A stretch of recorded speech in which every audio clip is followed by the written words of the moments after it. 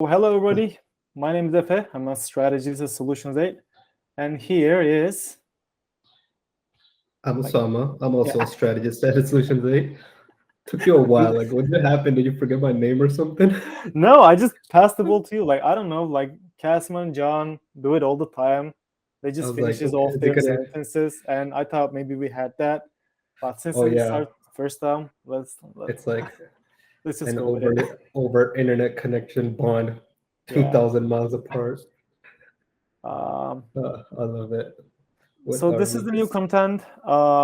It is called PPC Talks. So we're gonna chat about a lot of stuff. The first topic is Performance Max. I will be the host. I will be the one who's asking the questions because I'm more like Kasim and he's more like John. He's way too smarter than me. So Thanks, guys. this is Guys, how it goes. if you're seeing his screen, you'll see that my name says Doctor in front of it, which is amazing. I don't know which screen you guys can see, but it says Doctor in front of it, which is amazing. All right, let's do this. All right. So, Performance Max, this is all people are talking about. And we made a lot of videos about this. So, let's chat on what is Performance Max and how it changed the game. So, what are your thoughts on that? Oh, it's interesting.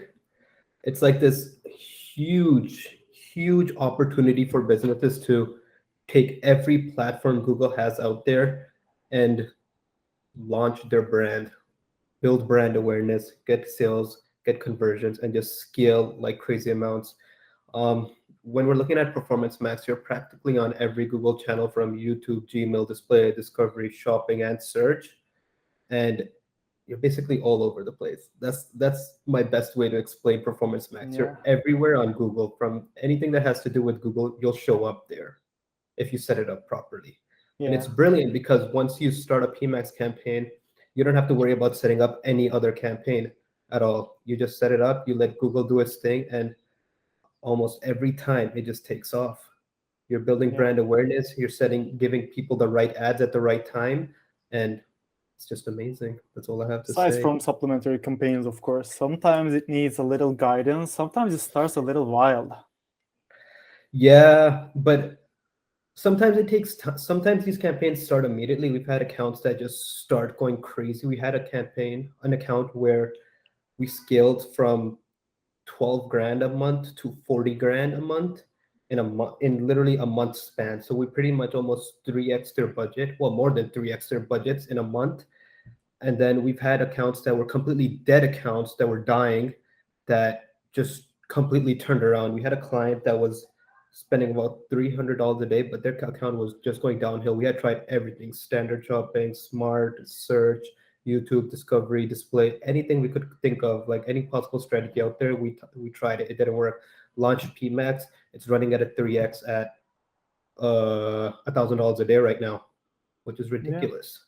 The first time it Amazing. was introduced, like the first thing that popped into my mind is that this is literally Facebook now. Now, like Google is known for targeting intent. Now we have Mhm. that audience. Like we always had Yep. audiences, but this is a new approach. So it is exciting. So my next question is there any SOPs in your mind? Like what asset groups or targeting options we are suggesting, which we avoid?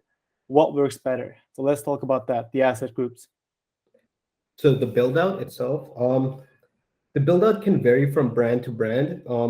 The general audience signals we like to use right now, or the ones I personally like to use, are, I guess we talked about. I know it's been brought up a bunch of times on the channel. Just to reiterate them, they're the Let's just sum it competitors. up. Yeah, competitors are always good. Your in markets are always good. Your affinities are always good. Your brand keywords and brand URL is always a good one. Your customer list is an amazing thing to target as well. Uh, those are the main five that we go for. And then the way these five are split out is those are your five base ones, right? Those are the signals that you're going to work with. The next part is how do you use those effectively. The way to use them effectively is to split up your products as much as humanly possible. So split them up based off categories, split them up based off brands, split them up based off of whatever way, shape, or form you can, color even if you want, right? If your brand is based off of color, like do whatever works best for your brand. Because I'm gonna use electronics as an example. If I was running ads for an electronics store, what's around me? I need an example. Let's say laptop screens, right?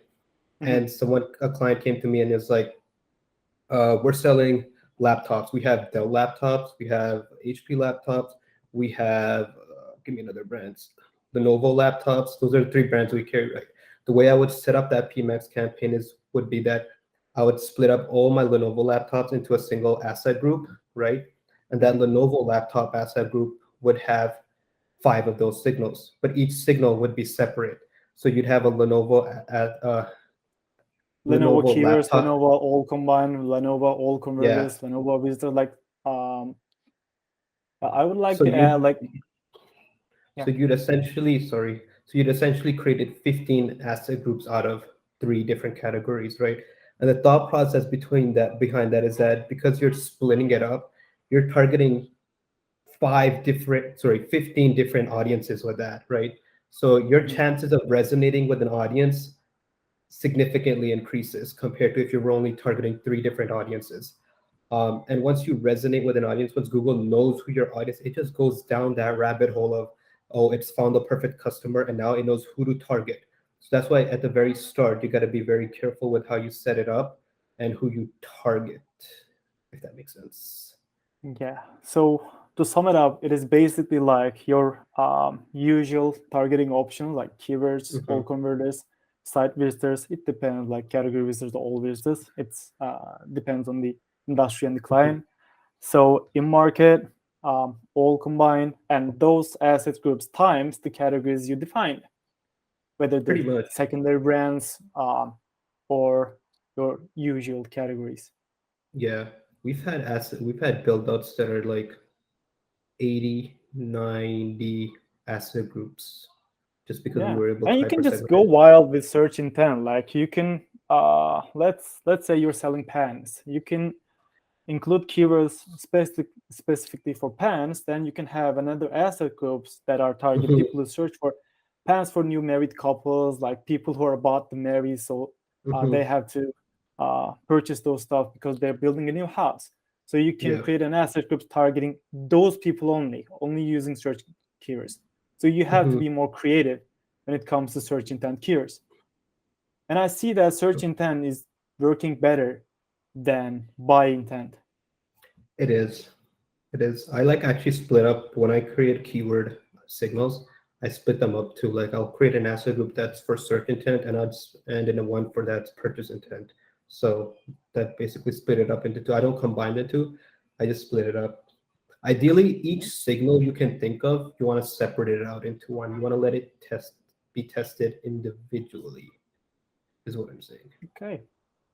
So the other question is how it behaves. Like, what about supplementary campaigns and like the issue with the smart shopping when you launch it first time? Together, it goes like this spend graph, and it sometimes steals conversions from brands. So how it behaves?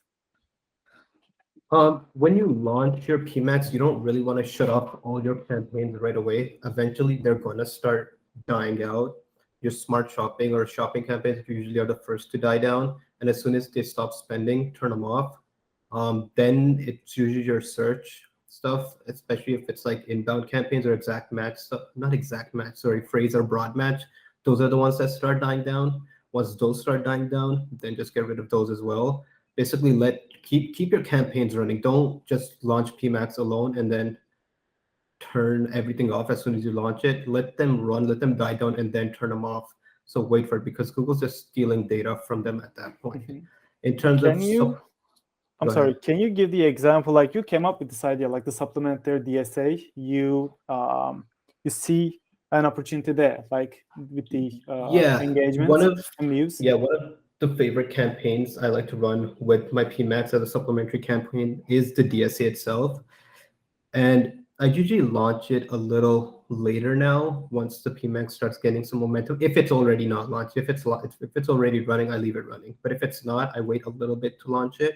What you'll notice with the DSA campaign, and I don't think we can share screens, and actually we can, but that'll be for another time. But what you'll notice is that I need to find an account to do that. I don't have one on the top of my head to give an example and a date range. But what I want you guys to do if you have that running is go into your PMax insights, go into your keyword themes, right? Take like the first two keyword themes, right? And then go into your DSA campaign and filter out all your keywords that fall under that theme. So just go into DSA, search terms, contains, and those keywords, right? And then look at week over week data with the launch of PMax and week over week with the launch of PMax. What you'll notice is as your PMax starts transitioning into certain keyword themes, your DSA campaigns will just as heavily push those keyword themes. And it'll be like an upshift and downshift of what do you call it? Conversions and clicks, impressions. It just goes uphill. Your impressions increase, your clicks increase, your search, your conversions increase. So if it starts working really well in the PMax, that keyword theme, it also starts working just as well as DSA. They're supporting one another, telling each other which ones to go after, kind of Yeah. situation. I don't like to mention this. Like we see this in a lot of accounts. So when you first launch the Performance Max campaign, right, it starts with the low hanging fruits. It starts the brand, if they're not excluded. Like it starts like this. So it peaks. It exhausts the branded search terms. Like when it first starts, you're like, oh my god, we're hitting. Like this is Yeah. skyrocketing. Then it starts to die a little because it Yeah. exhausts the branded search. Now it has to go find new users. So you see this part. You don't you shouldn't be worried about this. So this is a good thing. This means that it is now starting to chase new users, and Oh yeah, 100%. then it will peak again. So this is our like standard graph, like Yep. when it comes to conversions and costs. Yeah, you'll see that mostly in DSA, where it's like you'll start going after a keyword thing very heavily, and then Performance Max will steal it, and then over a certain time it'll start going back over it again, and then PMax will steal it again. It's just like the information being shared is just going across both of them, and they just go back and forth sharing audiences and keywords and just general information, I guess. It Okay. works brilliantly. So the next question is not about facts; it's about your opinion. So, what do you think? What does Google is cooking? Like, what is cooking? Negative keywords, new user only campaign, like any additional things you're expecting or you're hoping for, like, or ad See, groups I don't. maybe. Google has access to negative keywords and has access to all the different networks it advertises on, but I don't think it should fall under the hands of the consumer. And the reason I say that is PMax runs across 7 platforms. You don't know where it's showing and at what point it's showing. You might look at the data across all the platforms and be like, display isn't working, display isn't working. But indirectly, display was being shown up to the consumer 20 times or your customer 20 times before they went back and searched for your brand and converted. I feel like this is all mumble thoughts, but I don't feel like okay. In short, if I was to summarize everything and make it as simple as possible, I don't think it should be in the consumer's hand because you might turn off something that was indirectly influencing your customers to come back and buy from you. Display might not be showing you good results, but it might be leading to them converting on the shopping network. Search might not be the best thing for you, but it might be leading to them clicking on a YouTube ad and converting for you. That's why if you can turn something off without actually knowing or like without realizing it, your convergence is just going to go down.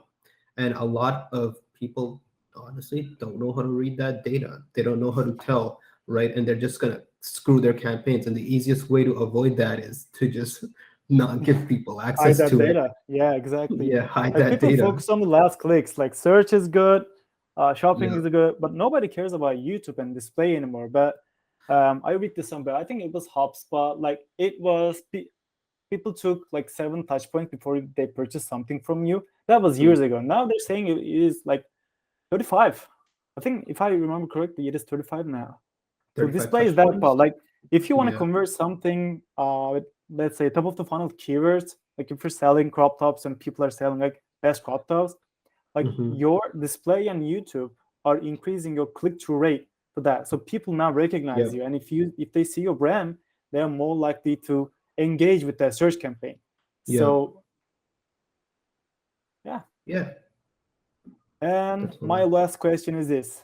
Do you have high hopes for Performance Max? Right now, like most of the agencies are scared. Like whoever I talk to about this, like they're like, oh my God, we're gonna lose our jobs because now Google is taking control of everything. But this is not, we saw, right? We see that it is now more complicated. It is now about creativity. Now you have to be more, It's interesting. It's actually more strategic than the other campaigns now, where you really have to think about which audiences you want to target. It's a lot of less guesswork as well, but it's just as much being careful with what audience signals you test, what products you include in your asset groups. So no, I don't think it's going to steal anyone's job. If not, it just made it harder because now you got to be on top of things more because it's more automated, right? So if you're not giving correct information all the time, you're screwing up the campaign. Right. Yeah. Maybe people want to see complicated structures. Like most of the clients want to see, like, if I'm paying you guys, I should at least see like 15 campaigns running. And they get into the accounts, they see like one Performance Max campaign, one DSA, and they're like, what is this? And they get into the Performance Max campaign, they see like 80, 90 asset groups, and they're like shocked. Basically. So you have high hopes for this? I do. I think it's really, really scalable. I just we've scaled clients like the one I told you about. We went from like 12, 15 grand a month to like 40 grand in a span of 1 month. That's how aggressively we scaled it. Then we had a dead client that was like we were about to lose. And then all of a sudden we're doing 3x, $1,000 a day, easily spending. And it's still scaling right now. And we're going starting to target different countries as well for it. But yeah, no, I think there's a lot of potential for it. All right. So anything you'd like to add? No, I feel like our thoughts and our stuff was all over the place, guys, but we'll get better at it. This is our first video. Cut us some slack. Yeah, and don't hesitate to write, ask questions. Like we will come up with 2, maybe 3 more ideas, then we will cap out and we will read the comments. And if you have any questions like we would like to discuss, and we can bring more strategies, maybe even John one day, but not right now. Yeah, I think that we'll invite everyone but Qasim. Yeah. Qasim's not allowed on our channel. Qasim will be in the end, like maybe right now. Wait, before you go, I'm constantly looking for amazing people to come join our team. So if you're passionate about Google Ads and you're passionate about customer success, please go to solate.com/apply, and we'd love to see you as a part of the Solutions 8 team. Also, if you like this video, give us a thumbs up. It lets the YouTube algorithm know that we actually know what we're doing. And don't forget to subscribe. We shoot a video every single day, and I don't want you to miss out on any of it. Lastly, if you have questions, comments, concerns, confessions, or you just hate my face and my voice, go ahead and hit us up in the comments. We get very little human interaction, and even the heckling is something that I kind of get a kick out of. So thank you so much for watching. Thank you for being subscribers if you're a subscriber. Don't forget to apply if you're interested in working at Solutions 8. Otherwise, I'll see you tomorrow.